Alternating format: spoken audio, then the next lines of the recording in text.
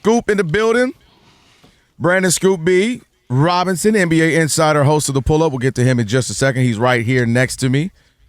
And also another special guest as well. We'll get to him as well. By the way, stream us live wherever you happen to be in the iHeart app. Catch us on Fox Sports Radio Show. Hold on, I'll tell you one second. Live 24/7 in the new and improved iHeart app. Just search Fox Sports Radio app. Stream us live all day, every day. And be sure to select Fox Sports Radio as your preset. That way, it'll always pop up right there as well. We got Jason here. Jason, give me your last name again. Arasheben. Arasheben. He is a jeweler extraordinaire, Rob. All the jewelry you see around L.A., all the iced-out Rams and the iced-out Dodgers and iced-out, that's him out here in these streets. Brandon Scoop just brought him as well. So we'll get to you fellas here in just a minute. We do got to talk about this, man. A nice little trade has happened in the NBA. Some moves this offseason to get to. Now we have this one happening here. Rob G, help me out here. I'm trying to pull up Sham's tweet. Peyton Watson signs with it's a sign-in trade with the Denver Nuggets. The Clippers get Max Strus, and the Nuggets get the 2031 first-round pick as well as the 2032 second-round pick. Wow! Watson will sign a 4-year, $88 million deal. And if I may, you may. This was kind of in the works. If you have followed the tea leaves, James Harden still has not signed a deal with the Cavs, and he was waiting for them to get a swingman, and whether that was Kuminga, whether that is Watson and more, Strus was the piece that needed to be moved in order for this to work, and as well as some of the other pieces like Dennis Schroeder going to the Charlotte Hornets as well. So I'll tell you what. Dennis Schroeder, is that team number 20? Can we stop? No, he's got a headache. He's got to be setting a record. Yeah, he's up there. He's a good player, too. It's just ridiculous. I think of Chucky Brown. I know that was your era of covering NBA. I remember 90s, Chucky Brown. Yes. Absolutely. Yes. Sure. They're losing some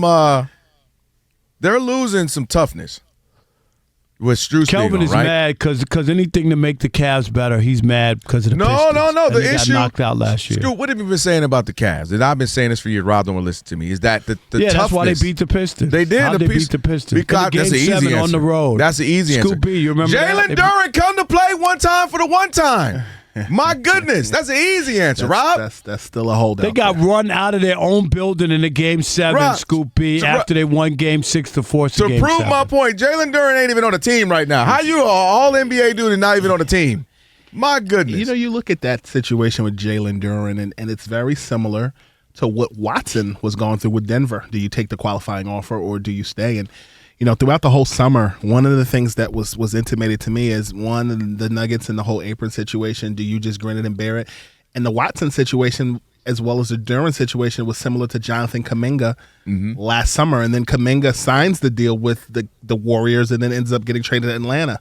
And then there's this logjam because his representation feels as though, the Lakers aren't necessarily the best trading partner in a sign and trade. And, how can we get him to Cleveland? His agent is based in Cleveland. So Peyton Watson finds his way to Cleveland, and it's going to be interesting to see what else Cleveland does. You lose what I was mentioning with Strus, Rob, was that you lose that tough. He was actually a thorn in my side as a Pistons fan. He was tough. Defensive intensity. He was in Cade's face, and then you lose that, and obviously the three-point shooter, knockdown three-point shooter. Oh, yeah. And then Schroeder, if he ain't nothing else other than play for a gazillion teams, also, he can play some good defensive play in 94 feet kind of a way. Yeah. So that would be my only thing if I'm Cleveland. So you think that the Cavs made a trade to weaken themselves? Is that what you think? I think they got the better offensive talent, but offense has never been the issue with them. Well, when I was on your show last time, I was rolling out all the scenarios of Mike Yancey connected to LeBron, to Cleveland, and then also him being a Sixer president now. And Strus was the piece that was being discussed, as well as Dean Wade, as well as Jared Allen, and ultimately Strus was that piece that was moved because they got to find a way to salvage this and potentially make it back to the Eastern Conference Finals. And they lose Dean Wade, to your point, though. They did. That's another 3-and-D guy. That's all I'm saying. The Cavs really have put a lot of stock into Evan Mobley and what his future would look like, and passing up on opportunities to trade him for Giannis. And they really have. I think he's 25 or 26 years old at this point, Evan Mobley. But Jared Allen and Evan Mobley at that interior is definitely going to be interesting to watch. But the defense, like you said, with Strus is definitely lacking. Rob, where you want to go? Because I was going to go with Russ Westbrook just to kind of size up his career. You just mentioned James Harden. It seems After that, I want to know when is Bronny going to be cut by the Lakers. But go ahead. All right. Well, we can hold on to that one because ain't no Bronny story right now. Russ Westbrook, obviously, I believe first ballot Hall of Famer. But just size up kind of the last 5 years of his career, 5-6 years. It seems like that Laker situation didn't go great, and it seemed like it went downhill from there, Scoop. But where are you with Russ? And was he overrated, underrated, properly rated? Where would just put his career in a synopsis? I think he was representative of today's NBA with throwback stats that mirror the combination of Oscar Robertson, at times Magic, at times just himself. But I think social media has a lot to do with why I think it was inherently disrespectful, the Westbrick comments, but I also do think that when you're home, you get the most critique. That's true. But it still was clever, Scoopy. I mean, like Westbrook made a big deal out of it. Oh, don't disrespect my family name or whatever it was. Westbrick for a basketball player is pretty clever, and it worked. It was, and I thought he got his panties in a bunch over nothing. And just I think let it roll off you. I think the more and more, and I think to your point, I think the more and more that you bitch and moan about it, the more they're going to ride you. That's true. I am secure enough in my career to say Philadelphia fans on Twitter like to go in my comments and call me Poop B. And the more and more I comment about it, the more it's funny. Y'all can laugh, but the more and more you talk about it, the more and more you feed the troll. So you let it roll off your back. But everybody is not necessarily that apt in knowing how to just wave off the haters. And Russ was in that vein. But I also think he's had a hell of a Hall of Fame career. Oh yeah. And you can't take anything away from him. I think the Lakers portion of it did tarnish his name some, but a lot of and ruin his relationship with LeBron in the process. Well, I got to say this in watching, and I know you saw the same video that we saw. There's a video put together when he was with the Lakers with all these misses hitting the side of the backboard. Awful shots, and people looked at it and said, wait a minute, are these all shots from his career? And it's like, no, from this season. Yeah. It was so many. It was unbelievable. I ain't going to lie, Rob, you're right. That was a really weird season, because he was hitting the foam. He was hitting the side of the back. He would get caught sleeping, looking at just and his guy would backdoor him all the time. I don't know if he just wasn't disinterested because of the whole LeBron and him feud or distracted home. Yeah. It was not the best version of him. And I've been a supporter, and I was trying to be like, no, man, it's just you got to understand. And I'm like, these are some turnovers were atrocious. It was a rough look. To add some color and context to it, I also think it sucks when the Lakers are a bubble championship team in 2020, and then a year or two later you move Kuzma, you move all these other pieces that never were able to. Dwight, Rondo, all the guys are gone. Yeah. And then you move Kuzma to Washington to get Russell Westbrook, and then Kuzma puts up stats at times that, showed that he could have his own team, and then sometimes empty he didn't. Calories. And then calories. on meaningless minutes in basketball playing for the Washington Wizards, but at the same time, you brought in Russ and it didn't work. It's kind of like, I want to ask you about the Lakers and the sale, and I mean, it looks like. The episode of Succession? Yeah. And also, the beef with the Bus family. Just what are you hearing about that? Because Jeannie Bus, she's a trip, man. They voted. There was supposed to be a vote. They voted 5-1, and she's still not happy with that. Right now, still spending time with Brandon Scoop B. Robinson, NBA insider, host of The Pull-Up with Scoop B. Rob just asked you if you want to reiterate, Rob, or just if you heard the question about the Lakers and all the drama there. Said it looks like another season of Succession, Scoop. Yeah, I think that would be right. But you're also outvoted by your siblings. And it seems like it's retaliatory, and they're using the courts to kind of go at it. And I've used this example on other shows. It feels like Lamb Chop. It's literally the song that never ends, and seemingly that's what's going to take place for a bit. And I don't see anything changing. This could go on and on, but the more and more it goes on, less money they get. But when you're rich, maybe you have time to blow money like that. I do think there's an element, we talked about a little bit of this, I think specifically with Jeannie, where I still want to be a part of it. I want, like, this is all I've known since I was 17, 18, whatever it is. It's the fabric of who I am. You can be a part of it. Don't sell the team then. Yeah. I mean, what? But like she sold the team. I don't even understand it. Yeah. She originally wanted the $10 billion. So when you get to $10 billion, like Mark Cuban, I never heard of such a thing. They're going to give you $1 gazillion and you're going to run their team, and then he's shocked that he's on the outside and not on the inner circle. It might be some naivete. Like, hey, yeah, you'll still be around. You'll be here. Like, we'll still have you as a part of it. And you're like, I can have my cake and eat it too. Get some money. You took the words right out of my mouth. Yeah, go ahead. There's only one Jerry Jones, and Jerry Jones owns the Dallas Cowboys, so to speak, right? He can make executive moves, but he's not selling his team and then expecting to still run it. You got to pick one. You can't have it both ways. And I think that's what it seemingly is the situation with the Lakers and Jeannie Buss. And I think you're right. I think when you look at someone who all basketball has been all she knows, she's been under her dad, and it seemed like she was the one. She had the business sense, but she also had the responsibility of tailoring how things should go and holding on to that legacy. It seems like the NBA has become more like flipping houses than it is actually managing and owning the team. And she's the last guard of many of those 80s and 90s people, Mark Cuban included, 2000s in his case. But yeah, I would just say, if I was Adam Silver, Phil Jackson's retired, so Jeannie Buss, you should be retired too. How's that? She got a new boo, Rob. She got a new boo. I'm sorry. Look at you starting old feuds. Now it's beef in these romantic streets. All right, I do want to get the feuds. Let's get one more with the NBA and the Clippers. Kelvin and I are not surprised because we talked about it. I never thought that they were going to get a bomber involved in this, or he would have stink on his hands in this whole deal with Kawhi and circumventing the cap. How surprised are you that they basically say they don't have any evidence or any, I don't know if you remember this. Trail. When I was on your show in June, I said that this would probably be a dump off late in the summer. It would be I mean, to me, the findings were already there. But do you really, when you're the NBA and you have a product like Kawhi Leonard and you have a team that's a franchise in the Clippers, are you really going to lose money or want to punish yourself? I think there's a perception that the NBA is the judge, the jury, the police, and all these other things. And at the end of the day, they're a product and their job is to make money and to promote their brand in the most positive way possible. There's no way you bury them. And if you did, that's a quiet conversation that we'll never know. I never saw that being a thing.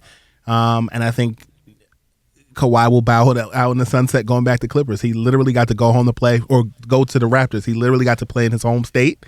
He's going to go back to Toronto and finish what he started, maybe. I'm going to go back there and be a fun guy. So is that what you're thinking? Is Kawhi going back for sure? Yeah, every indication that I've gotten is that there's still mutual interest there, and he'll finish there.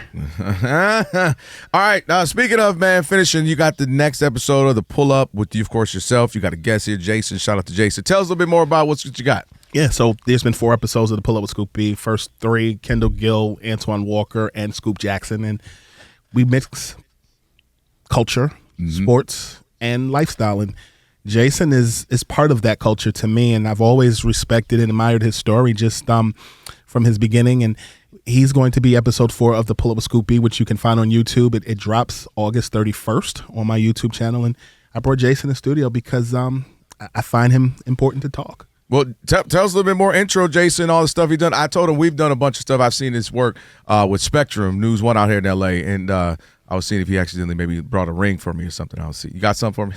I got something for you. Yeah, so it's out in the trunk of his car. That's all I'm going to tell you. Whatever, man. Let me believe.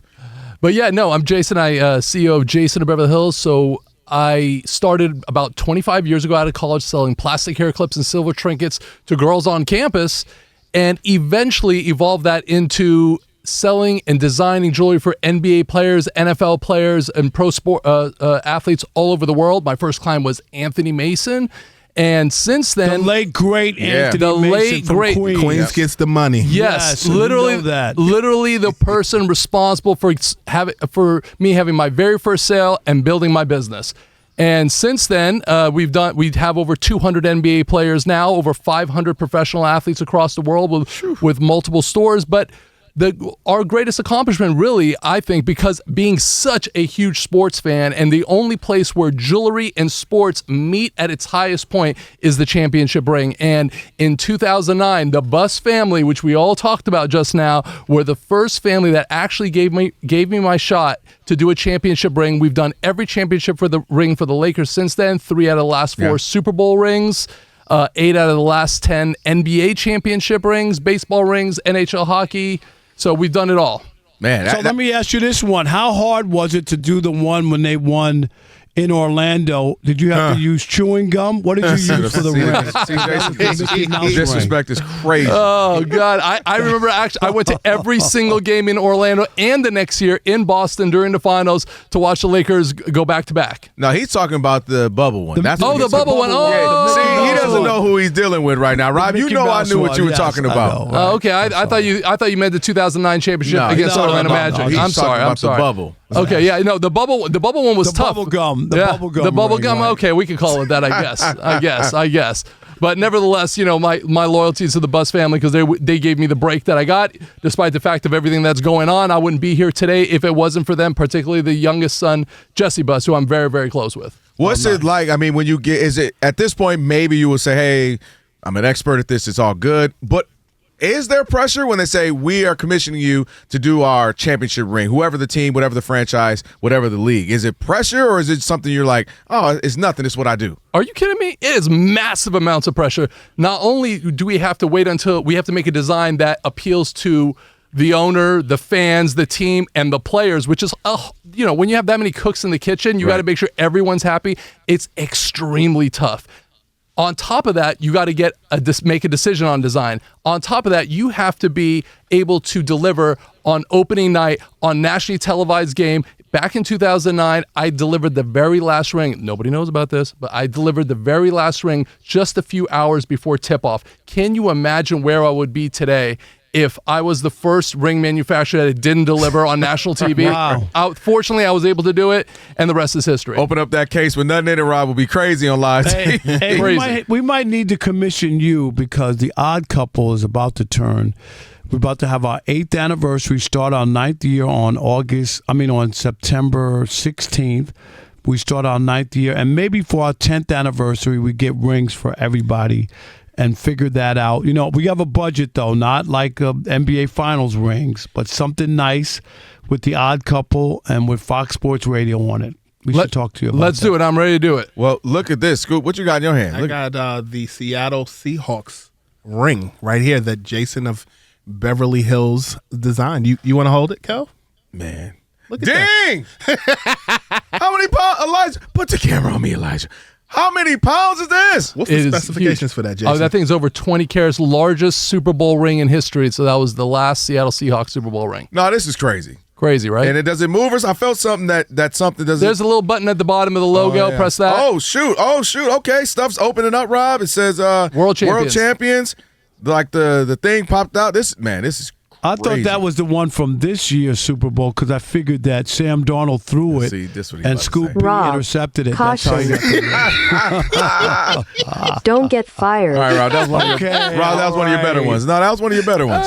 Hey, well, I tell you what, Jason, man, appreciate you having on Scoop. Always great to have you as well. Thank you, gentlemen. Lastly, give a host of the pull-up. Tell how they can find it again. Yeah, YouTube. Visit my YouTube channel, Scoop B TV, and follow me on Twitter and Instagram at Scoop B, and visit the Scoop B blog over at scoopb.com. You're supposed to be here in New York, and I'm supposed to be in L.A. You know what I mean? I was home last night. I was actually at my high school, Don Bosco Prep. The Harper brothers were having their basketball tournament. Joe Mazzulla popped up. I got a chance to catch up with him, and I flew in this morning, man. So it's crazy. Last time I was here, Kelvin was virtual. You were in studio. Now you switch. I would look for the day when I can sit with both of you. Probably when the season starts again. I come back. Yeah, we have to make it to the fall or something. The summertime. This summertime, Rob, has been crazy. This is an epic summer for you, Rob, for sure.